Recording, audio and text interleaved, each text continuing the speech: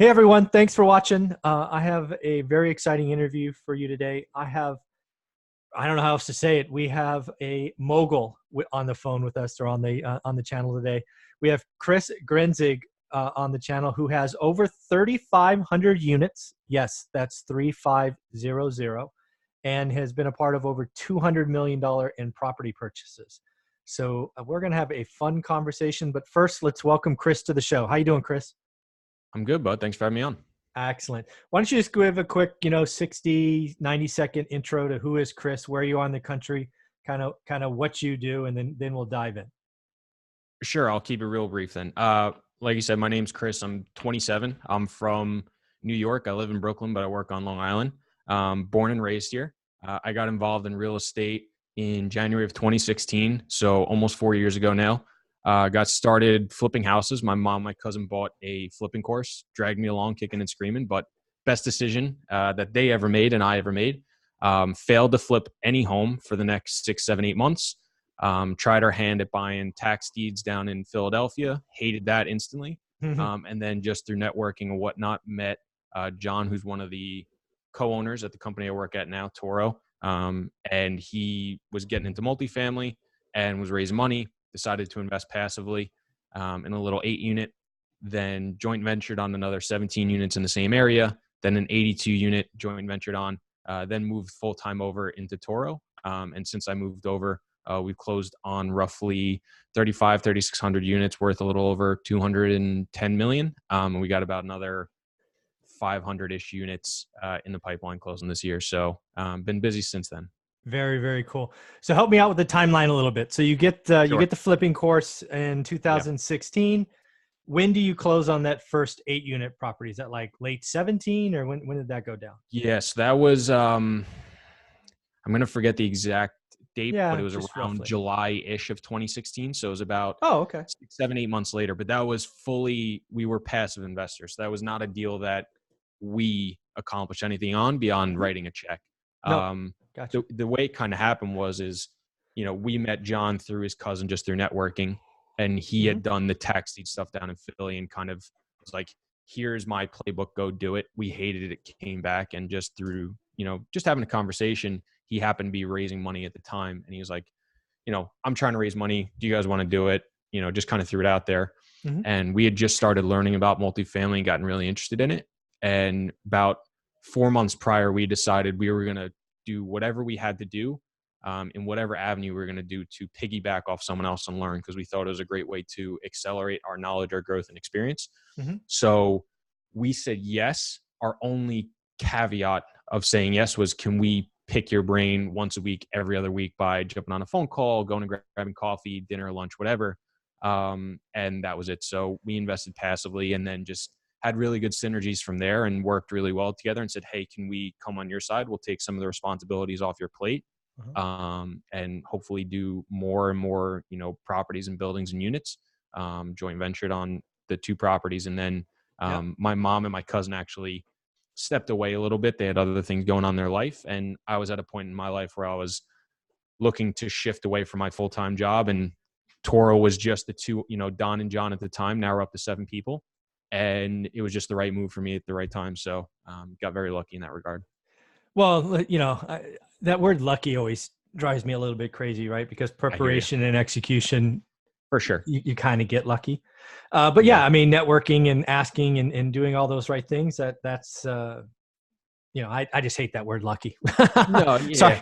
I say lucky, if I hadn't been, if I hadn't done the 8 months prior, I wouldn't have been in the position to get the job. But I was lucky in the regards that I had prepared myself for the opportunity and I was able to capitalize on it when it came available. So I say lucky, but you're right. It's not always the best word. Yeah. Very cool. Very cool, Chris. So I guess I want to talk about a transition because our journeys, comparing mine to yours, starts out very similar, right? We want to, we're looking to do something, invest. And where it changes is you made the decision to not be active, right? You didn't, maybe it's because you didn't find a deal or whatever it is, but you decided to be an LP, a limited partner, right? In exchange, obviously, for mentoring and learning. I totally get that. Yeah. But that had to be That had to be an interesting transition, right? You go from being the person hunting for the deal, driving for dollars, whatever, Yeah. to going, you know what, you've already got it. I'm going to give you X amount of dollars and trust you. Hmm. It's kind of a different mindset, right? Yeah, it's definitely, a totally different mindset to have, or a shift in focus. Mm-hmm. We just kind of realized that we couldn't flip in our area just because of the margins were super thin. Yeah. New York is a very high income, high expense area. Yeah. Home prices, labor, holding costs, etc. So with margins so thin, you might make $50,000 to $100,000 on a flip, but that might be 5, 10, 12% of total cost. And if one Mm-hmm. thing goes wrong, poof, it's out the window. So Yeah. we were looking for something else, and we just said, hey, instead of let's put our ego aside a little bit, and let's say, hey, there's so many other people out there that are already doing it. We have to put our money where our mouth is, which we had already done by buying the course. But Mm-hmm. instead of paying for a course, let's pay for a deal, Yeah. or pay for a partnership, and learn through doing instead of learn through a course, which we thought would bear better fruit. And Mm-hmm. obviously it did, and was the right decision in hindsight. But it's definitely a different mindset to have, from going from, okay, I'm going to do everything, to now I'm going to literally do nothing, write a check, and sit back. A little Yeah. different in our regard, because we had a good relationship and we were Mm-hmm. able to pick his brain and learn, but still have to change. Very cool. So let's talk a little bit about the 8 units. I always like to talk about that first deal. So was it in Sure. New York or Brooklyn, or where No, it was was it? in Covington, Kentucky. We don't do Okay. anything in New York anymore. Not even close at all. Everything is in the Southeast, Midwest United States. But that was in Covington, Kentucky. It's across the river from Cincinnati. Okay. So if you think about Manhattan and Brooklyn or Queens, Yep. Cincinnati and Covington, just Mm. obviously much different. Yeah, a little different price points, I'm guessing. Exactly. All right, very cool. So do you still own that 8 units today? No, we sold it. So one of the things that we looked at for that area, and we bought another 17 units there, was Mm-hmm. we were going to do the BRRRR strategy there with investors. That was John's initial plan. We bought into that, and then we came on. Part of the problem we ended up running into was being able to secure financing, being out of state with local banks and being sub $1 million. We ran into that problem a lot, but that was our goal going into it. Once we learned that the financing part wasn't going to happen, instead of putting any debt on it, we said, hey, we did improve the property so much. It is what it is. Let's just sell. Okay. And we ended up doing very well. I think we netted like a 17 or 18% annual return to investors in an all cash position, which is very good. Yeah, it's very good. And you were in that deal from when you wrote the check to you got your money back a year, 15 months? Probably give or take 18 months. Okay. So, you're looking at a 25% total. So yeah. you know, Very cool. Okay. And you sold the 8 and the 17 at the same time, or? we did not. So the 17 units actually took us much longer to get done. Oh, okay. The contractor we had used for the 8 units actually ended up stealing money from us on the 17 unit deal. And on another deal John was involved in that we were not involved in, he stole significantly more. So that set us back quite a bit. And we kept getting offers for debt on the 17 unit, surprisingly, but nothing really that we thought was good debt. We thought it was going to hinder the project more than help it. And a lot of our investors did get upset with us because, the business plan didn't go according to plan. Right. We did lose money. Luckily, though, in the last 3 months, we were able to sell for a small profit. I think we returned about 8% total to investors in an all cash position, which I think it was a little over 2 years. Yep. And we lost about $40,000 on a $550,000 investment. So, by all means, not a good performing project, not at all what we thought it was going to be. But luckily we were able to come out without, losing anything significant, even, returning a little bit of money, but did not go according to plan whatsoever. Yeah. Well, let's talk about that. I want to make sure we talk about bumps in the road. And yeah, for sure. Obviously you're in New York. This investment was in Kentucky. You're dependent on boots in the ground, which sounds like it was your contractor from the 8 units, which at that point you had trust in, right? They performed. No, he did a very good job. Right. They performed. And you probably let off the reins a little bit, and life happens, right? I don't know if he or she got drug problems or was a thief all along. Who knows? But that's a cost of doing business. Yes. Yeah, I mean, it was definitely a learning experience.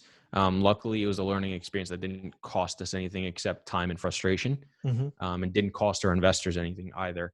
Yeah, I think he just ran into money problems was the story we were being told, but who knows? Are we Yeah. ever really going to get the true story? Probably not. No. We did end up going to court. There is a chance we could still recoup some money, but they've got nothing. So Yeah. we're not holding our breath. We didn't spend a lot to go to court either. So, we footed that bill ourselves. So Yeah. I don't expect to recoup anything, unfortunately, but we did go the process to see if we could get anything. Yep. Very cool. Yeah, I think, sometimes people just run into problems, and when your back up is against the wall, your kind of true character shines through. And, the 8 went phenomenally. He did a fantastic job. We did really nice interior units. I think we spent about $25,000 a unit because Woo! this thing was, Yeah. I mean, all these properties needed extensive renovations. The interiors were terrible. There was bugs. I mean, it was a gut job on the inside basically, and some Yeah. cleanup on the exterior. But yeah, he did a phenomenal job. So we were like, this is going great. Let's give him more to do. This is something we can scale. Yeah. The 8 unit had remained occupied almost 100% the entire time we owned it. Yeah. These other units were very close to this one, and we just thought it was a good business plan going in. And then little by little, one thing after another, we started hitting minor hiccups and just things that we thought would happen did not happen. Yep, totally get it. I am curious often when I hear people investing out of state in units, how often do you or someone in the organization go to this job site? Is it like once a quarter? Yeah. So for now, it's really once a quarter. For that property, we were going, I would say probably every 2 months, give or take. Okay. Now it's good because, we're dealing with much bigger properties. That's part of the reason we've stopped doing smaller stuff was, our manager was okay too. He wasn't great, but that's why he was managing, sub 100 unit properties. Yeah. He was a partner of ours as well. And while we put right after we closed for the 17 units, he ran for public office for something in the local area. So that then took away from his time as well. So that didn't help either, but how are you supposed to know? And there was really no other options for management. So, we kind of saw some of the problems we had and said, this is problems we don't think we would get in bigger markets and for larger properties. So that's why we kind of changed the business model and why I don't really look for smaller properties anymore, even on the side. Yeah. Plenty of ways to get it done and great deals can be found, but just not what we wanted to do anymore. Very cool. But yeah, so. Okay. So lessons learned, you've done the right things. You've taken them to court. You got a judgment. Who knows if that'll go anywhere, but you're doing the right things by yourself and the business. Was the 82 units also out there or was that somewhere else? No. So 82 units was our first deal in Jacksonville, Florida. Okay. We actually have our 6th and 7th property there under contract right now. Wow. So we've been able to scale there pretty significantly. It'll put us right under 1,000 units in that market now. Very cool. So again, what do you look for? Is it the value add, kind of like you talked about in the 17 units where the interiors are terrible and you want to remodel everything, or what catches your attention? So we've changed a little bit. In the past, we were very, very opportunistic. We would go anywhere from, the center of the U.S. to east, except kind of the Northeast and the high north because too cold. Yeah. And we would look for any deal that we thought had value. And what kind of happened was we started getting spread really thin and we started taking on projects that were not really great for us. Great projects that have turned out very well, but just didn't do right by the business. So in the last 18 months, we focused on 2 clusters, North and Central Florida and 5 markets in the Midwest. And we've targeted 2 types of deals. Your light to medium value add, so spending between $3,000 and $8,000 a door, stable property, 5 to 7 year hold, where you get good cash flow, good forced depreciation, stabilized debt, etc. And then we do also look for more of the opportunistic stuff, but nothing overly crazy unless there's a unique story behind it. So we bought 60% occupied, 100% occupied, stuff with a lot of deferred maintenance or problem tenants. So just stuff with a lot of value that doesn't have a lot of cash flow, but has really good forced depreciation on the back end. But by and large, what we're looking for is properties that have some sort of compelling factor or unique backstory to it. Almost 8 of every 10 deals listed today is somebody bought the property 2, 3, 5 years ago. They spent, $1 million, 2 million, 500,000 on the exterior, and they've upgraded 10, 20% of units. That doesn't interest us. That's not a property we're ever going to buy. We look for, problems to solve, operational inefficiencies, inexperienced ownership, long-term ownership, really good cost basis to market, unattractive loan assumptions that we can work around, things like that I think a lot of people don't see value or interest in, and we're willing to continue to chase after those properties until the valuation makes sense and where we think is interesting for us and our investors. Very, very cool. Well, I'd be curious to hear your opinion on this one. So, I've been investing nearly 20 years. Okay. The biggest thing I own is 18 units, right? Mm-hmm. So no JVs, no syndications, none of that. But where I'm going with this is for the first time in my career, I'm seeing multifamily blow up, meaning everybody wants it. And I don't know if it's the Grant Cardone effect or what it is. Yeah. It's crazy today. For me, I think it's two things. I think one, it is cost of debt and capital is very low.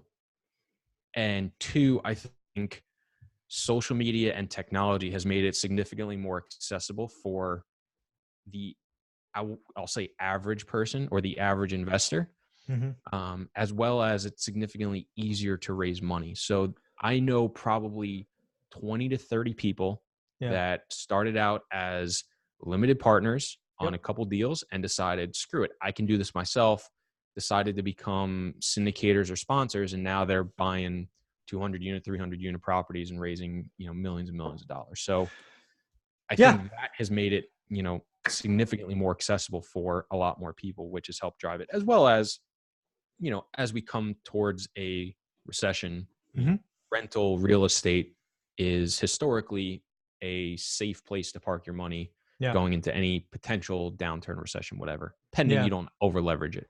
Of course. Well, I want to talk about that a little bit more because I'm glad we see it the same way. I know, because again, this channel is public. I hear from people all the time. I speak at meetups and other bigger events. I think I know hundreds of people now, meaning they're contacts, right? They're out there. I don't know them all personally, but hundreds of people that were LPs in a deal the last 5 years, saw the preferred return most quarters, had a liquidity event, meaning they got their bucket of cash back plus more. And now they think they can be general partners or do capital raises. And frankly, that freaks me out because I saw what the herd did in 2007 to houses. I see that happening today in multifamily, and people are going to get crushed, in my opinion. So it's funny you say herd, because I was actually going to say too, it's almost a little bit of the flavor of the month as well. Yes. You saw it back in, 2010 to probably 2013, 14. Everybody was flipping and wholesaling. Yeah. Everybody. Then it switched to multifamily and everybody's there. And what I'm starting to see a shift towards now, because we've been doing it too, is mobile home parks and self-storage. Yes, I see. Because people see these crazy cap rates, and especially with mobile home parks, it's a little unfortunate actually for the tenants. Those, manufactured homes or quote unquote mobile homes are not mobile. They cost $5,000 to move. Yeah. So if your lot rent is $250, are you going to pay an extra $50 a month, or are you going to move your home for $5,000? Or you're just going to not be able to pay. So people are now buying value add mobile home parks, and cap rates have compressed significantly. We were talking to the capstone brokers in Florida, and this was like 6 months ago, so it could have changed. Yeah. They said their average cap rate was lower than the multifamily side by like 15 bips. Oh my God. Yeah. All right. Well, let's just keep this thread. Let's keep pulling on this thread. Not to scare you. No, it doesn't scare me at all. Shoot. It scares me. It scares the shit out of me. As it should. You're investing other people's money, man. It should scare you. I mean, at some point, just because you can raise money, if the deals aren't there, you've got to say no, thank you, right? I mean, at some point.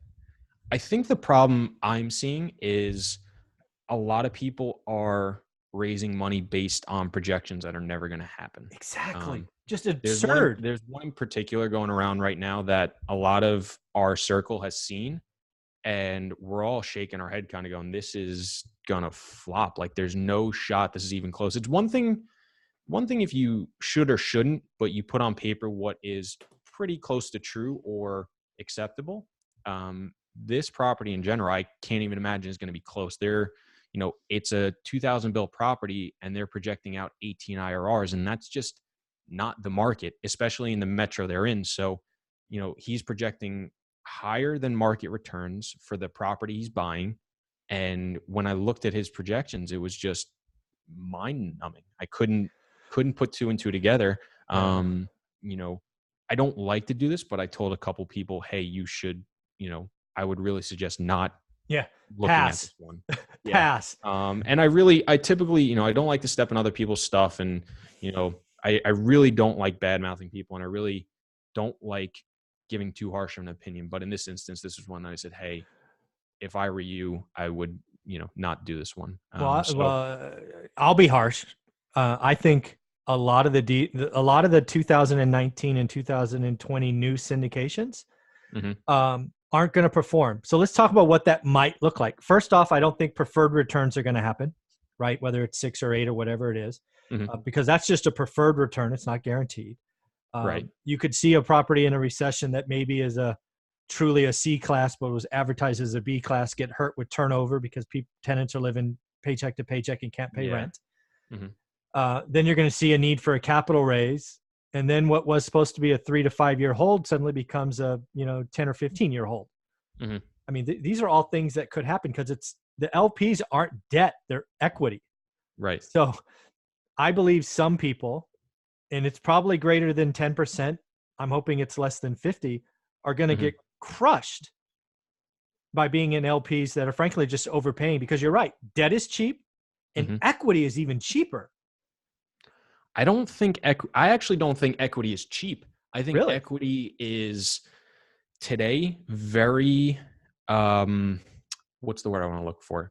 Very unknowledgeable on how to do their own analysis of deals. Yeah. I find that to be 99 times out of 100 when I'm talking to an investor, they skip right to the returns page. Yeah. Where's the little box in green? I want to look at that. It's a little skewed because he's like a, family friend, but my uncle basically, and he came in, sat down, and I was talking about a deal, and I had the book out in front of him, and I'm talking through stuff, and I could just see his eyes gloss over, and he just kind of goes, okay, but what am I going to make on this thing? And I went, what are you going to make? Like it doesn't matter. If one of the things I've been talking about a lot on, because I've been growing more with social media and YouTube, and, we actually just launched our own podcast. Cool. Is, the risk reward on deals and looking at the downside even more so than the upside.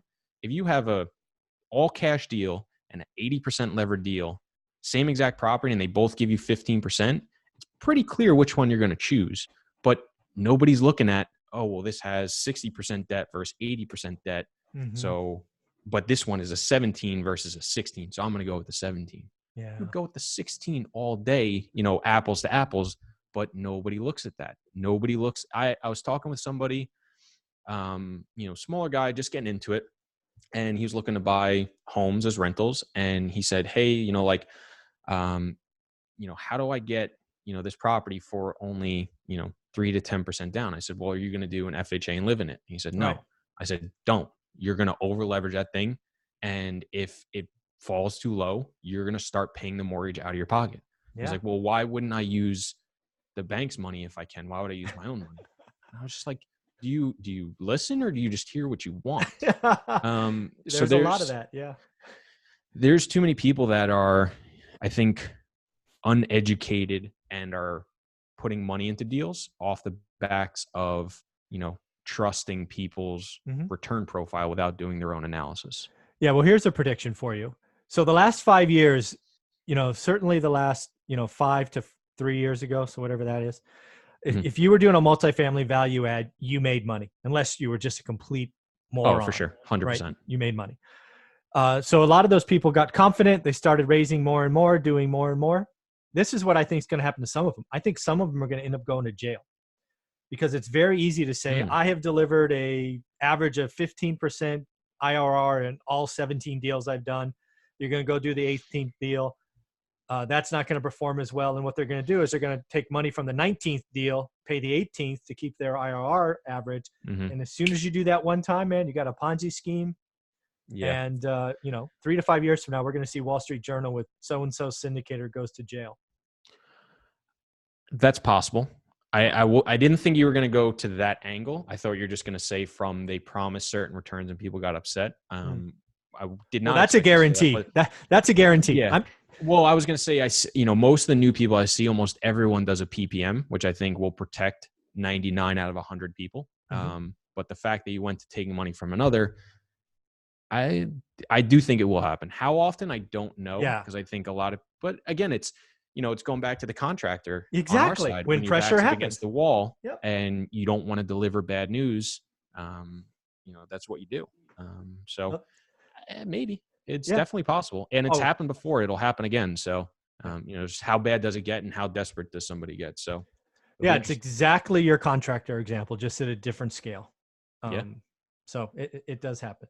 So let's talk about your business, right? So, 3,000 units. So it sounds like what you've done is you said, okay, we were going to go anywhere, anytime. Yeah. My words, not yours. And then you said, well, too thin, cost burden, quality, you can't manage all of that. Let's focus on 2 markets. So Florida makes sense. And then you said, what did I write down? 5 cities in the Midwest. Is that like driving distance, 5 cities, or you got to jump on a plane? I think maybe from like the 2 farthest, we might hop on a flight. Right now we only own in 2 of those markets out of the 5. So they're close enough to drive. Okay, cool. But yeah, we decided to pick 2 little clusters, 2 little pockets. Yeah. One, we use third-party management. So we wanted to decrease our number of managers we were using. So we only use 3 right now because we still own a deal in Mississippi and 1 deal in South Carolina. So we have our third management company still there, but we are in the process of exiting in the next 1 to 2 years, give or take. So we only have a manager up in the Midwest, a manager down in Florida. Makes our systems much easier. Oh, for sure. Yeah. Looking to build more, multifamily, people go, there is the economies of scale in one property. You get it even more so as you buy more and more properties in one area. So that was the other reason we wanted to build more economies of scale in these areas to continue to deliver better margins, better profits, better deals, etc. 2, also makes our travel significantly easier. Yeah. We're traveling, for example, we're going to Don, one of the owners, is going to Columbus on Thursday and Friday for our new deal in Columbus. This will be our 4th property there. Yeah. He's going to go check out our 2 other properties we own. He's going to check out this one, drive some comps, see some new properties. Boom, 1 trip out of the way. Yeah. Same thing with Jacksonville. We're going down on Monday and Tuesday. This will be our 7th property there. We're going to do our due diligence for that property. We're going to go check in on all our properties that we still own. And then we got a couple tours lined up as well. So it makes it very easy to go and visit these areas when you have a lot of things to do. If you own, where I said we probably go once every 3 months, it's only 2 trips right now, really, That's instead awesome. of 6 trips. But that has to happen. It turns into 6 times 4 would be 24 trips. Now it's only 8 trips through the year. So it cuts down on that a lot, saves people because all those trips get billed back to the properties or at closing for the new property. So saves money there, saves time for us. So it's a lot of little things that we're looking to build up and just continue to grow the company and just make sense from a business decision point. There's tons of other markets that we could be in. We get asked all the time, why aren't you in this market? Why aren't you in that market? And it's like, well, it's, strictly a business decision. It's not that market's bad or that market's not good. It was, these are just the markets we chose. Yeah. Perfect example, when we were looking at the Midwest. So right now the cities we're looking at are Columbus, Ohio, Cincinnati, Ohio, Indianapolis, Indiana, Louisville, Kentucky, and what's the last one? Nashville, Tennessee. We also considered St. Louis and Kansas City. We liked Kansas City. We didn't like St. Louis, but because it's kind of like the 5 clustered here and then St. Louis and then Kansas City. Yeah. We said there's no point in doing Kansas City if you're not going to do St. Louis. And we said 5 markets is more than enough. So we scrapped both. Even though we liked Kansas City, Yeah, smart. we said it just didn't make sense for us. So, more of a business decision than a market decision. I mean, I think that's very intelligent. Again, you're controlling costs, time's thing you can't get back, right? So that makes total sense for the business. I am curious, when you look at the current market where we are today, clearly you believe in market cycles, right? They go up, they go down. Be foolish not to. Yeah, I'd be like, look at a chart, dude. Come on. Come on. I mean, when you look at it, I guess it's fair to say to use a baseball analogy, right? We're in the, I don't know, 7th, 8th, 9th inning, whatever you want to call it. Yeah. But when you see that, does your company just naturally get more conservative? Or, I mean, what do you do as a professional? Because really 3,000 units, you're up there. What do you do to change the business cycle? Assuming we're late cycle, what do you do? Biggest thing we've been doing is getting less debt. Smart. We are taking less than maximized debt on all our properties. For example, the deal in Columbus, we underwrote to about 8.3 million in debt. We just got quoted max proceeds at 9.8. Bridge loans, so super high levered, but we're never going to take that. We're going to be much lower than that because we looked at our refi scenario, and in the best case scenario, if you had to refi in 3 to 5 years, you pull out 50 grand. That's so risky on like $2 million. Yeah. If you drop the cap rate a little bit, you increase the coverage ratio. I mean, you're going to have to, like you were talking about, you're going to have to go get a capital call. But I guarantee another group that's looking at this goes, oh my God, we got $1.5 million extra in proceeds. This is great. Yeah. Now, because if you look at the upside, it goes to like a 36 IRR on our projections. Yeah. But your downside is crazy. Like your break-even occupancy is in the mid 80s. And we're just like, this would be silly. Yes. Unless it was our own money and we were like, hey, if worse comes to worse, if we had $50 million or $100 million and we were like, look, we're going to do it because if things go well, we're going to make a great return. If things go poorly, we can put an extra $2 million in, lower our debt and we'll be fine. We're not in that position. Our investors don't want to be in that position. So we're not going to do it. The deal in Jacksonville we're buying is a loan assumption. It's about 65%, but with a supplemental, we'll get up to about 70%. And it's just a really good cost basis to the local market. So again, not over leveraging, 8 years left on the loan, fixed interest rate. So very attractive from that standpoint. So we're really focusing on the cost basis of properties. All our deals in Columbus, we're buying for sub 40 a door, which is historically a great cost basis. It's really tough unless that submarket, goes to absolute shit that, that's not going to work out in the long run. Right. Or, we're looking at the debt side and saying, hey, let's make sure we have really good cushion on a need for refinance, or, our break-even occupancy is very low or our coverage ratio is very good. So those are the two things mostly that we're doing that we think, will help us or put us in a better position than most.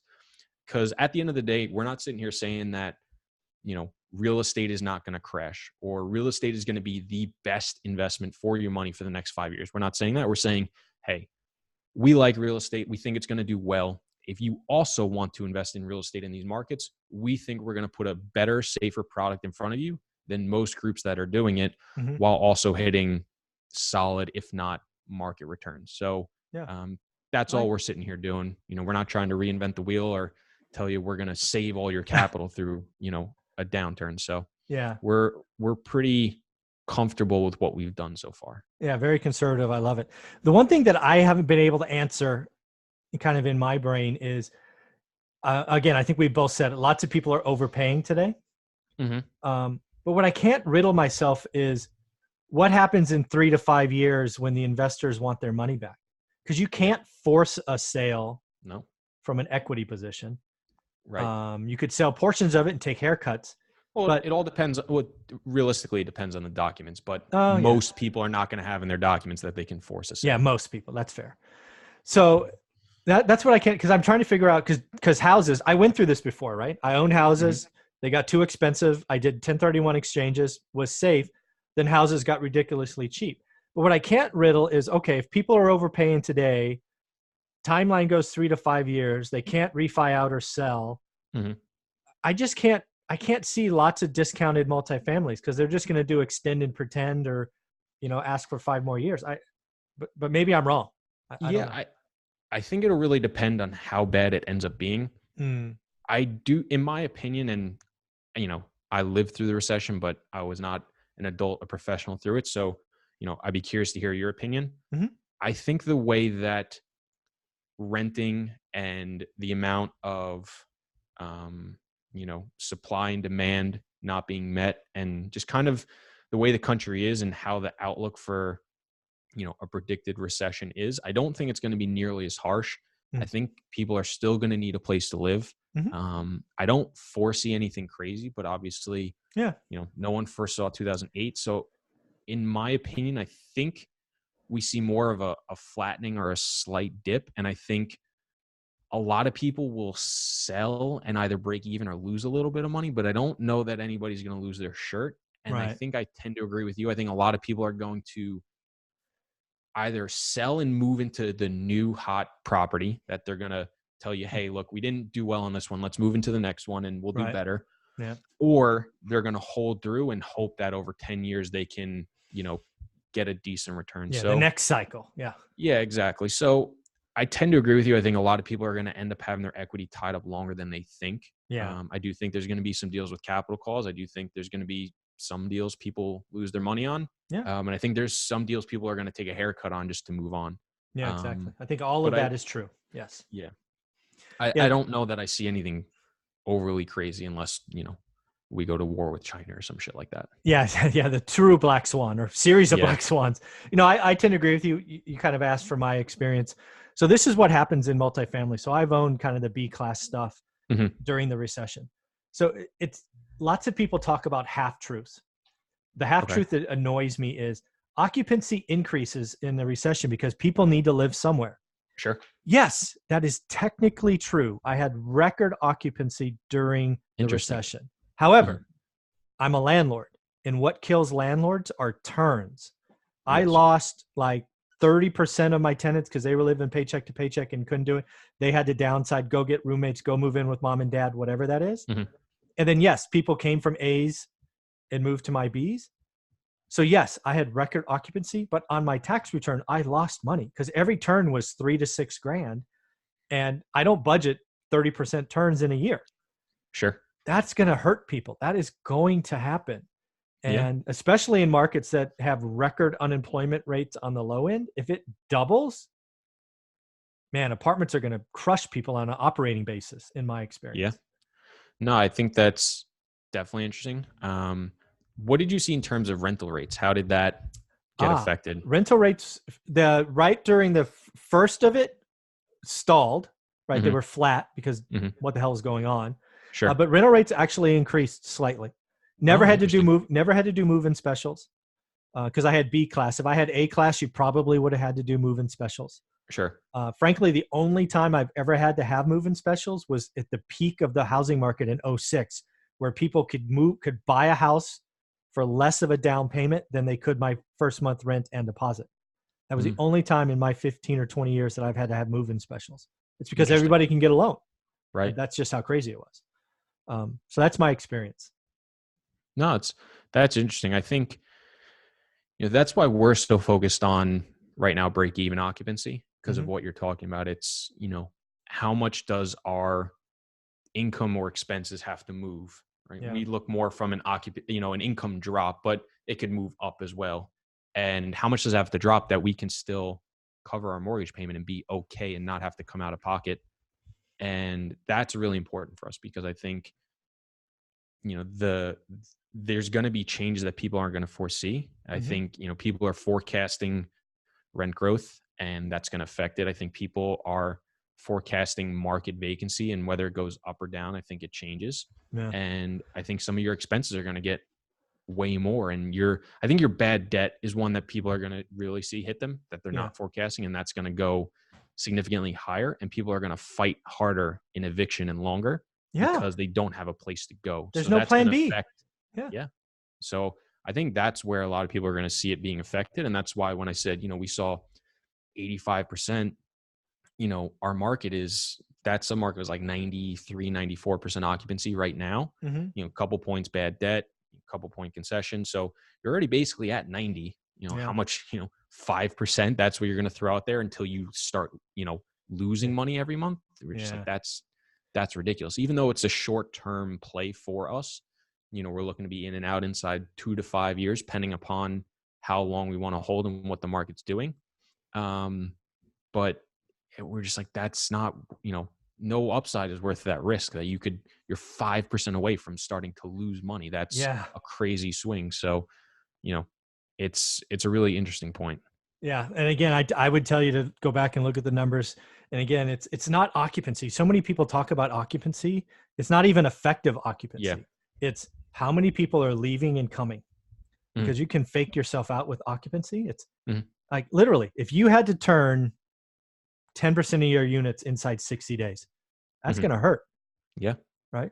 And not many people are talking about it, because I've seen it. I have seen a recession in B class, good quality stuff. You lose 30% of the people because they downsize to roommates or go back with mom and dad. And then 30% come in from the A class stuff. Okay, occupancy is great, but I just lost money all year because I can't afford. When you said I lost money on my tax returns, was that an on paper loss, or you physically lost money? Physically lost. I'm not even depreciation. I physically lost money because I turned 30% of my units, which if you average it at $5,000, right, is more than I plan for every year. No, exactly. Yeah, I mean, any property you buy, if you don't account for increased turnover, because for our stuff, we typically see anywhere from 40 to 60, depending on property size and whatever, turnover. If you're at 50, but it goes to 70, 80%, that's going to increase. So where I keep saying break even occupancy, it's a function of both. It's increased expenses or decreased income. So it's just more of a function of, that's just the number we use. It's if income falls to 75%, that's what it is. But you can, we look at it both ways. It's just more of the term we use. Otherwise, the term would be way too long. We'd never get anything done. There you go. Well, I love everything you're doing. I think people need to check you out. How can they learn more about your company and you? Is it social media, a website? How can they find out more about what you guys have going on? Yeah. So if you want to check out what we're doing, our website is tororep.com, TOROREP.com. We just launched a podcast. It's called The Real Estate Investing Experience. We're on every platform and on YouTube. If people want to get in touch with me, the best way is either my email, chris@tororep.com, or I'm pretty active on Instagram, at chris.grenzig. Pretty responsive to DMs usually within a day. So, feel free to hit me up, chat, whatever. I'm around. Very cool, Chris. Well, this has been a lot of fun. I appreciate your experience. It's very impressive to see what you've done at 27. You got a great head on your shoulders, and you're going to live through 2 or 3 different cycles. So make sure you're taking your lessons learned and have some fun. Yeah, exactly. In a weird way, I'm almost excited for it because I keep hearing it's going to come and it hasn't come yet. So I'm excited to see what it holds almost. Just remember that excitement in 2 or 3 years when you're in the depths of the bottom that you were excited. just remember. I'll just keep watching this video over and over. Yeah, you go keep watching it over and over. All right, Chris, man. Thank you very much. Yep. Thanks.